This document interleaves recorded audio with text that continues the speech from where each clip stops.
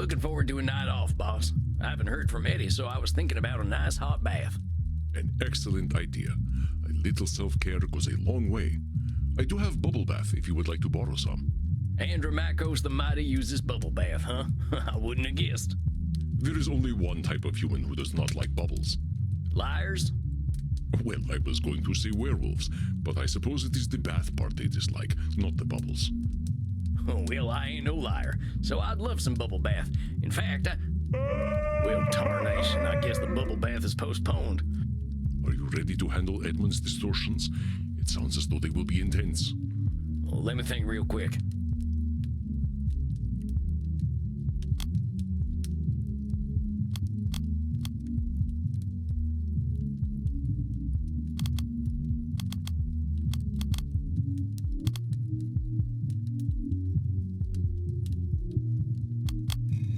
I think I got it. I suspect you have difficult work ahead tonight. I wish you the best of luck, Samuel. Thanks, Andy. Hold on, Sammy boy, here he comes. Hey, Eddie. Do you like my costume, Sam? Well, sure. Did you come right from that production you were talking about last time? Yes. I flew right here after the performance. I had to tell you how it went. So, how did it go? You should have been there. You could have seen how the audience reacted. They loved me. Hey, well, that's fantastic, Eddie. I was a little worried when I heard you coming. I wasn't expecting you tonight. But why would you worry? You knew who I was. The great Edmund Kean. Of course the audience would love me. Oh, my dear boy, how they did laugh at the great clown Piero. Well, that's amazing, Eddie. Gave that Grimaldi fellow a run for his money, huh? Grimaldi would have never achieved as many laughs as I clearly earned. You don't sound too happy about it, Eddie. Piero is supposed to be a tragic clown, but they laughed. They just laughed and laughed and laughed. Oh, Eddie. They laughed at my heartbreak when my wife left me for a respectable man. They laughed when I held my dying child in my arms. They laughed as I succumbed to drink, damning God for not taking me. They laughed as I slit my own throat when 'twas no trick, for I am already dead. So you see, it was all very, very funny. Eddie, I'm so sorry. That reaction sounds horrifying. No, but of course it wasn't. I believe this role was made for me. It was made so that people could laugh at me. So laugh, my dear boy.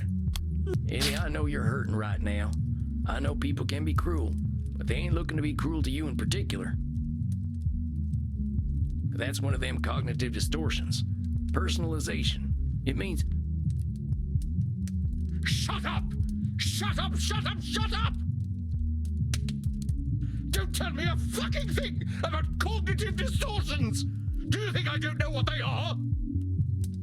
Do you think I do not employ each and every one, every single moment of every single day? I am a professional liar, but no lie is so carefully constructed as that of Edmund Kean. You told me to deal with reality as it is. So be it. This is Edmund Kean. A minstrel, a jester, a fool, a clown. A clown whose greatest joke is to pretend for even a moment that he is not one. Eddie, you're a human. You're the most complicated being to walk the earth, and you got more years behind you than I do. Them labels ain't doing anything for you except locking you into an identity that ain't good for you. They are more honest labels than Edmund, the great and respected actor. Edmund, the normal, respectable man.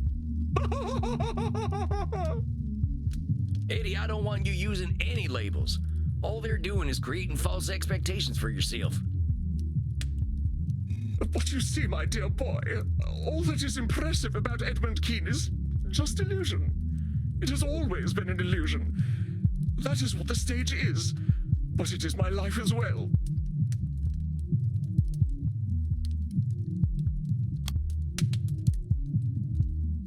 I don't believe that for a second, Eddie.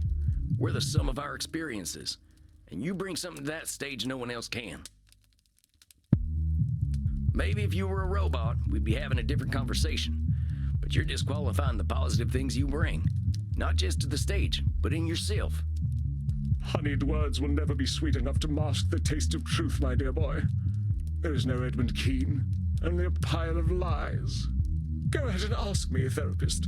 Ask me, who is Edmund Kean? Nay, do not ask. I will tell you. Edmund Kean is nothing. There is no Edmund Kean. I have never met the man, or even the boy. I have known Shylock, Richard III, Hamlet, Lear, Othello, Macbeth, Romeo, Cupid. But people loved all of those characters. Wherefore would they love Edmund? Edmund had to become a character as well. And I have played Edmund for so long that naught lies beneath. A hollow man sits before you. As other vampires have said, what is a man anyway? A miserable pile of secrets, a mountain of pretty lies. Eddie, that ain't true, and I'll tell you why.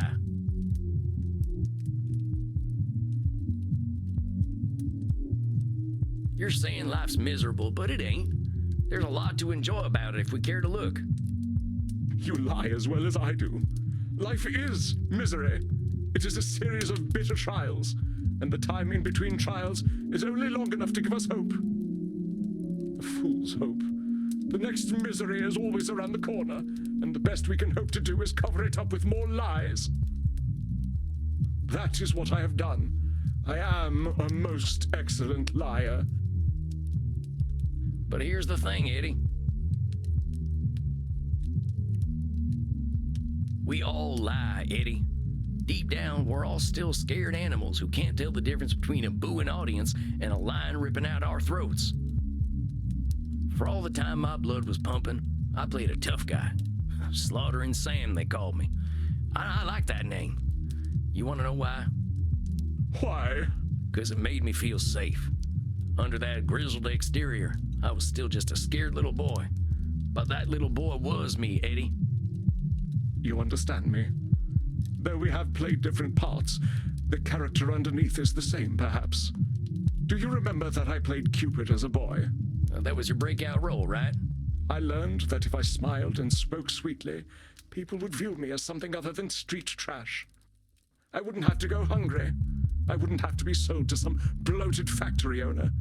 Edmund Kean was worthless to anyone. Another mouth to feed, another body to clothe. So I knew I had to make him disappear. I thought if I suppressed Edmund and became the character the public wanted, I would be rewarded. But this illusion, this character of Edmund Kean, he has brought me to such unspeakable depths. Do you know why I sought to become a vampire?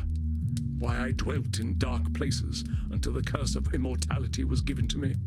I became a vampire because I was afraid that my son Charles would be a more successful actor than I was. I could not let his legacy overtake mine.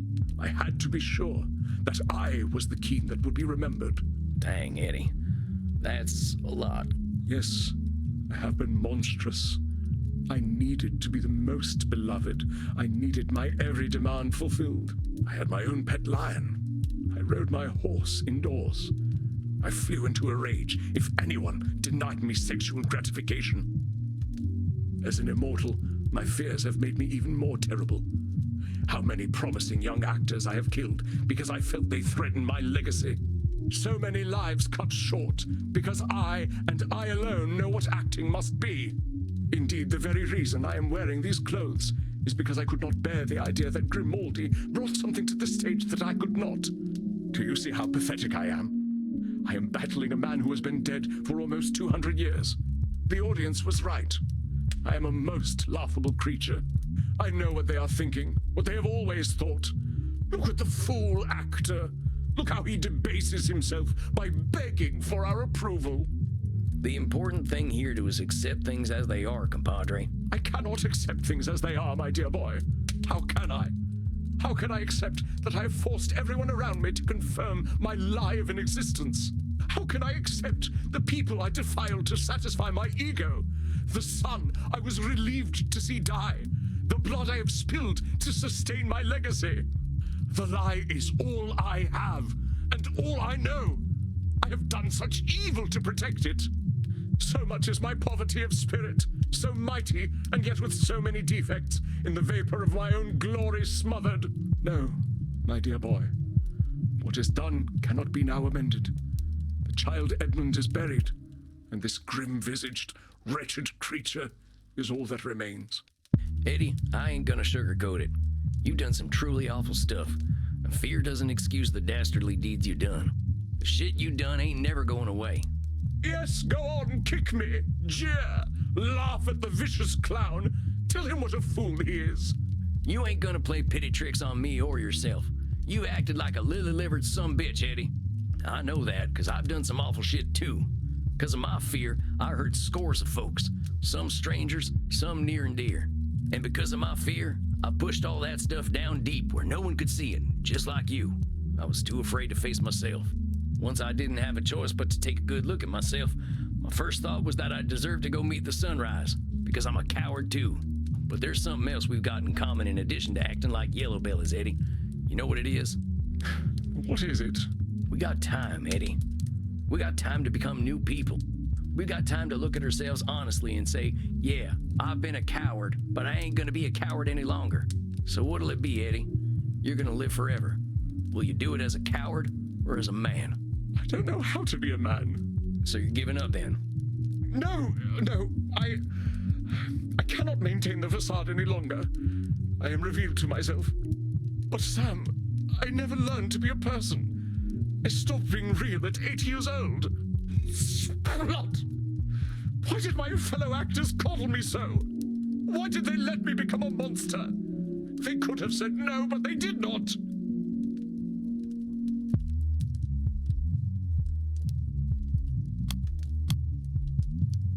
Eddie, you gotta own your choices.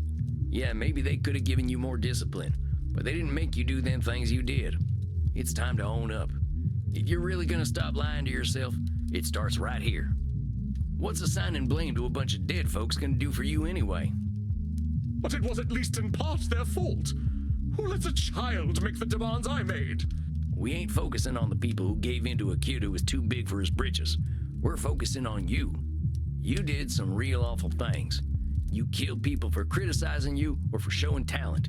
You resented your son's success. These are things you gotta take in. But how can I put such things behind me? You don't. You gotta accept the things you've done as part of who you are. You ain't gonna erase the last 200 some years, but maybe you can use them to make a better Edmund going forward. How? How do I introduce myself as a demanding megalomaniac? How do I introduce myself as a man who was relieved to see his own son die? How do I introduce myself as a man who demanded the entire world get on their knees to satisfy his ego? Well, I wouldn't exactly lead with that stuff. How about you introduce yourself as a man who's figuring himself out? I suppose that is a possibility. At the least it is not unexpected for me to be so disarrayed. It is known that we actors are all by nature an insecure people. I believe Edmund is using his profession as cover for his indiscretions. At the least it is not unexpected for me to be so disarrayed. It is known that we... I believe Edmund is using... At the least it is... I believe Edmund is using... At the least it is not unexpected for... No, Eddie, you're overgeneralizing. Painting all actors with a broad brush so it makes you look better. You're blaming your profession, and that's a damn cop-out. Yeah, there are some real fatty arbuckles out there, actors who carve a path of destruction. But there are plenty of stage folk out there who lead humble lives, loving their craft without hurting other people. So I'll thank you not to hide behind bad actors. Bad actors? Now that is funny. Perhaps I need to find an identity beyond the stage. It protected me in my youth, but I do not think that it serves me any longer. That might be worth exploring, Eddie. But what if I am nothing without the stage? What if I seek other endeavors, but there are none for me? You're doing some Nosferatu thinking, Eddie. I've been roaming this earth around the same time as you, and what I've picked up is there ain't no extremes. It ain't all or nothing. I guarantee you there's more possibilities out there for you between the grave and the stage. I mean, how long have you even looked for anything beyond the stage? Not at all, I suppose. Then let's hold judgment in reserve, huh? The theater is all I know. It has been my protector all this time. Without it, I am helpless as a swaddling babe. Edmund believes life without the stage is something he cannot handle. The theater is all I... Edmund believes life without the stage is something he cannot... The theater is all I know. Eddie, come on. The stage is the thing you know, but you ain't helpless without it. I mean, maybe you're forgetting the whole superhuman strength and immortality thing that comes with being a vampire. And even besides that, you've learned a thing or two from all them Shakespeare plays beyond acting, I'm sure. You ain't a helpless little boy no more, so don't pretend you're powerless to do something new. Yes. If anything, I certainly have keen powers of self-pity, do I not? I wasn't gonna say it. However helpless you might feel, Eddie, remember that's just how you feel right now. That's the amazing thing about being undead. We got lots of time to make a better tomorrow. My mentor, Andy, he says that at 200 years old, we're basically toddlers by vampire standards. And we both got a lot of growing up to do. That is a heartening thought. If we're doing life right, Eddie, we're always growing up. The trick is not to think we're done growing. Spoken like the bard himself. As he said, all the world's a stage, and I am barely past mewling and puking in the nurse's arms. I should be of a more mature mind, shouldn't I? Surely 237 years is old enough to be out of nappies. We got time to grow, Eddie. Let's just be glad you're a 200-year-old baby and not a 2,000-year-old baby, huh? We'd be having a real different conversation then. But growth to me seems nigh impossible. I have allowed my fear to guide my every sad-gutted action. My fear told me when I was threatened, which was always. This is what I mean, Eddie. You're always in defensive mode, ready for someone to take you down. That ain't no way to live. When you're afraid of some young actor coming up and making a name for themselves, what's so scary about that anyway? I'm afraid they will erase me. I will be just another child of the rookeries, used and discarded, of no value to anyone. No history, no legacy, no record of my existence. But Eddie, there's loads of actors out there, all with different kinds of strengths. There's legends from every era. I'm a Buster Keaton fan myself. That fella was one of a kind, just like you were. When he was doing crazy stunts on trains, he weren't no threat to Hamlet. He was very talented. I wanted to kill him, but I never liked visiting America. Well, I'm glad you didn't. But you see that his success didn't do anything to yours. Not every threat means your doom. Perhaps my time has passed anyway. There was a time when the stage awaited Edmund Kean, but my death was the end of that time.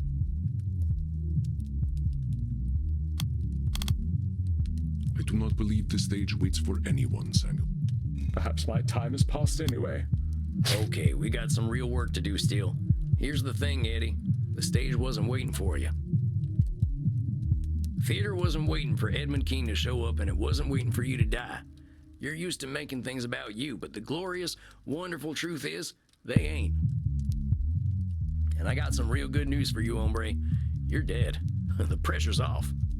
All them fears are keeping you locked in time, and you can stay there as long as you like, or you can make some progress. What's it gonna be? I am too much of a coward to die, so I suppose I must live. I'm glad to hear that. I believe I should go away somewhere cold and dark, where I might be alone with my thoughts. I think that's a great idea. I do the same thing, and it changed my life. Well, my unlife. I suppose all's well that ends well. I only hope it does. I got faith in you. As long as we're putting one foot in front of the other, that's progress. I shall see you in a month then. You got it, Eddie. Take care of yourself. We'll get you out of that mewling and puking stage before you know it, okay? So it shall be. Very well. Exit Edmund Kean. Stage left. Bravo, Samuel. I was taking notes. It seems the student has become the master. Only a master of fumbling around. I knew I was taking a risk there. You were, but perhaps such risks are justified with such an extreme personality. He attempted to gaslight you, but you held fast and challenged him, sternly but fairly. You have a gentle nature. That must have been difficult. I didn't want to drive him off the edge. I just saw him close to making a breakthrough, and I didn't want him to start sinking again. Well, you can now count yourself among a very small number of therapists who have made a breakthrough with such a one. I do not count myself among them. And you let me handle Edmund? I had faith in you, Samuel. You affirmed it magnificently. Now, please, go downstairs and find a friendly neck. You deserve it. A drink sounds mighty nice right about now. You have a good night, Andy. Rest in peace, my dear friend.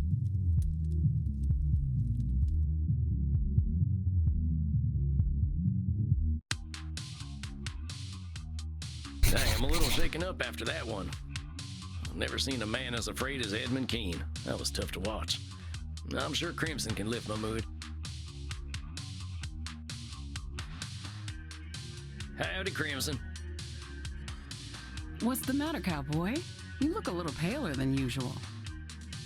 Oh, just had a real tough session. Watched a man who'd been wearing a mask for 200 years finally take it off, and it weren't pretty. Had to happen, though. The fella's got a long road ahead of him, but at least he's taking his first steps. Think this'll do the trick then? I call this a bloody cowboy martini. Shaken, not stirred. I'm proud of you, Sam. Starting over is hard, especially when you've been spinning your wheels for a long time. Well, that's the nice thing about being a vampire. We got time to start over.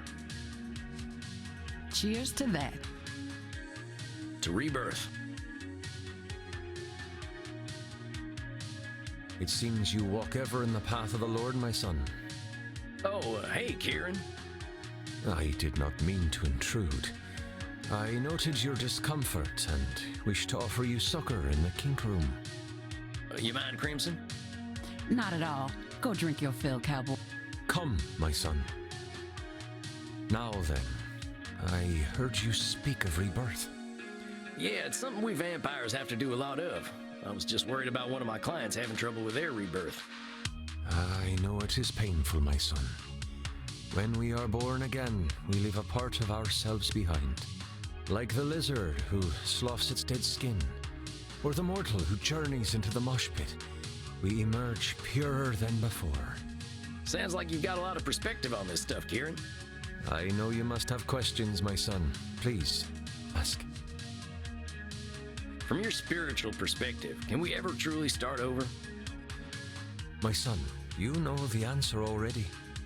We beings of flesh and blood are also beings of judgment.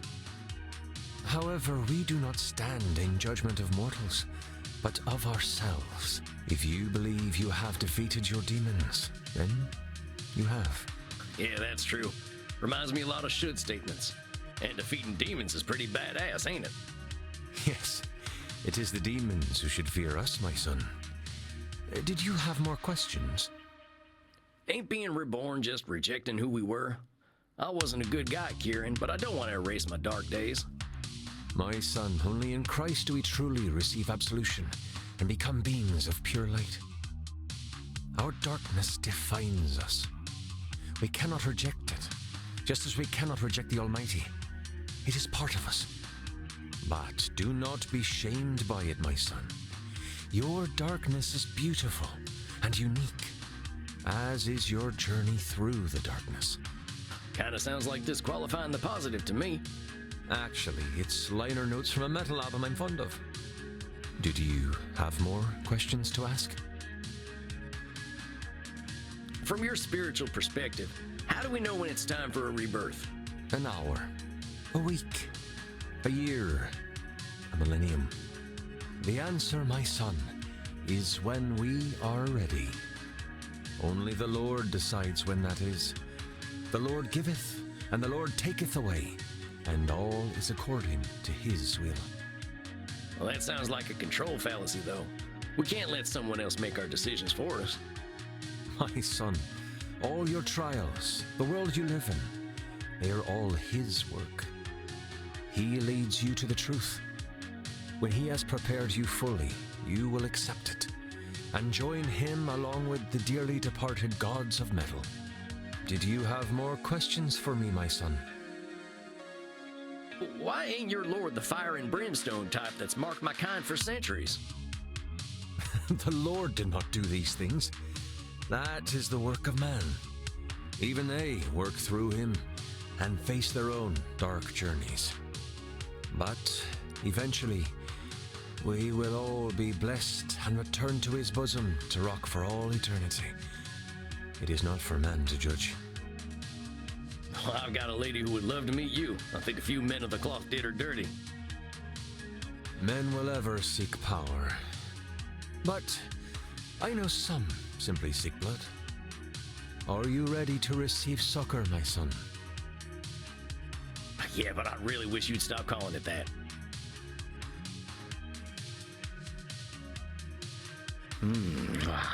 That is enlightening. There. May you be sustained and fulfilled. May you shepherd your lost sheep as I shepherd the children of the night. You're a one-of-a-kind dude, Kieran. But thanks for the drink and the talk. You have a fine night. Godspeed, my son.